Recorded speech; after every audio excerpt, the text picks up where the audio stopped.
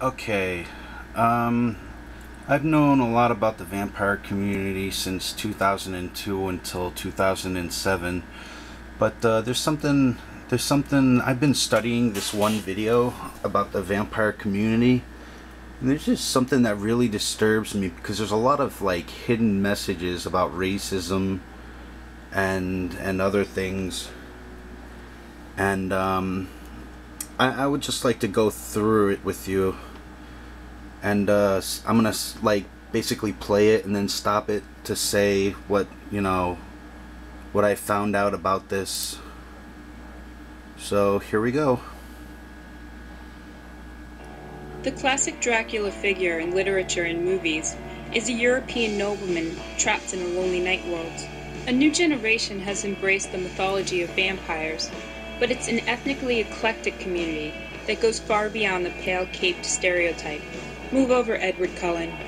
Meet Miguel Valentine of Paterson, New Jersey. Universe. I'm a creature in the universe.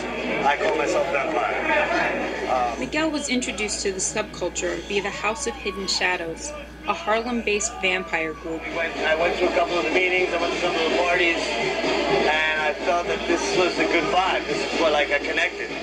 I found, black and Latinos that were not your stereotypical, not everything had to be hip-hop,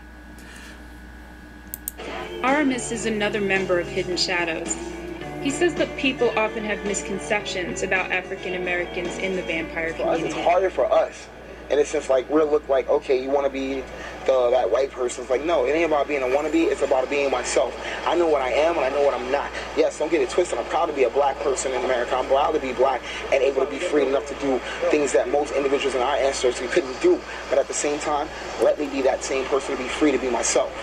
Right. I'm not being someone else. I'm being who I feel like I want to be. If it doesn't work for you, it doesn't work for you. But it works for me. It's making me feel great. I'm having my beautiful moments. I'll have my moments of time. Like, it's hard. Like I said, it's harder for the simple fact is even being a parent. I'm a father.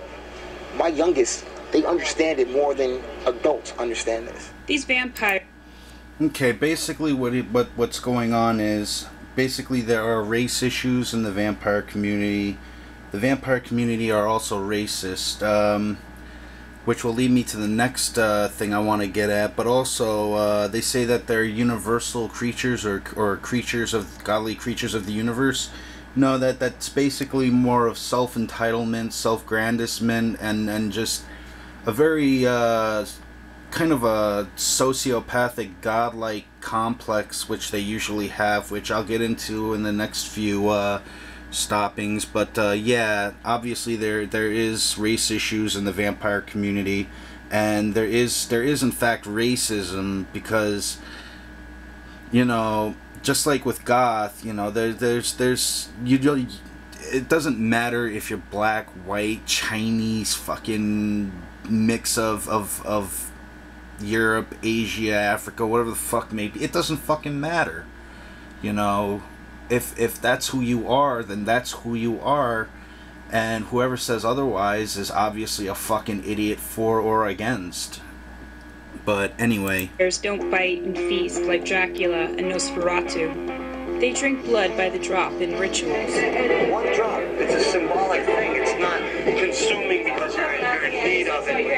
It's not that. It's symbolic. Still, it's also highly dangerous. There are many vampire community members with, if not deadly STDs, then STDs in general. And last time I heard, blood drinking was actually prohibited, and or done at one's own risk. But anyway. Fangs are more than fashion statements. The idea is to project and warn people in my circumference. This is what you're dealing with. You're dealing with a predator. I will bite your head off. Not literally, but mentally. Right. Yeah. So, if you're ready for that, then let's feed. Let's do it. Basically, what he's saying is he's admitting that if you don't agree with him or any of the elders or kames or anything like that, basically what they'll do is they'll pull their little petty tactics on you. They'll basically call you a schizophrenic or mentally ill in general, just to like censor you and whatnot, and then and then they'll pull their whole bullshit. And for the most part, they are known to attack people, if not in large groups, then from behind and whatnot, physically. And hold on, man. And basically, they pull their little fucking games. Someone, that one person, Susan from the Village Voice.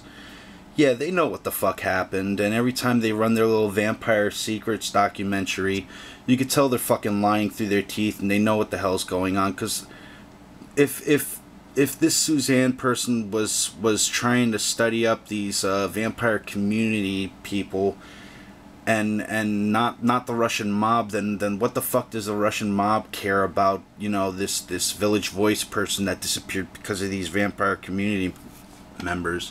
And, you know, secretly, even Michelle Bellinger fucking mentioned it and, like, told the truth about it, even though she lied through her fucking teeth. So, yeah, there's even truth through fucking lies.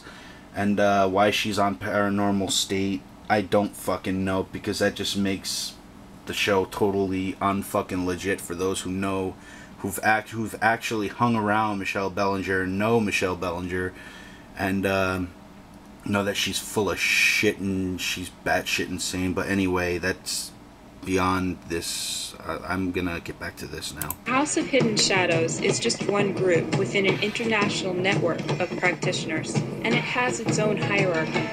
One person wants to really be in depth, have involvements, have it where they get to a certain level, where they have that gratitude and criteria, or have that certain reputation of being known to be an uplifting individual or be the town joke.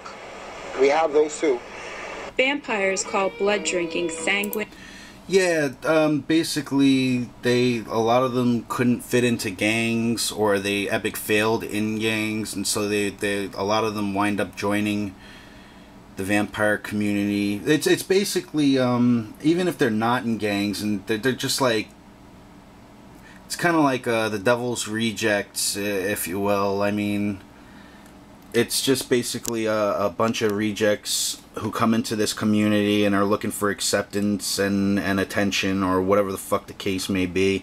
And yeah, he said something about uplifting people, or assholes, or jokes, people who are jokes and whatnot. Well, you know what? I like to be the fucking joke, but at the same time, I'm the asshole that can uplift people and pretty much bring them up to arms. Shit, I almost destroyed a fucking court, and the only reason why I didn't destroy the fucking one of those fucking courts was because, you know, that would be kind of selfish to kind of take away. I mean, courts have many things, not just for them, but also for people like me, because I get my laughs off on you know, that shit. But yeah, basically, secretly, he just said, like, it's a place for rejects and you know, people who are looking for acceptance, and basically admitting to the higher ups in the vampire community being the sick fucks leading the blind, for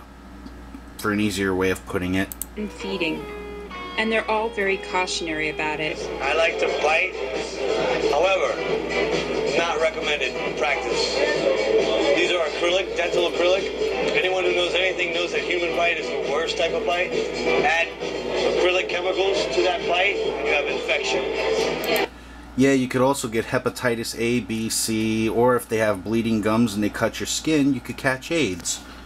Yeah, really smart. Don't do it. There are other ways.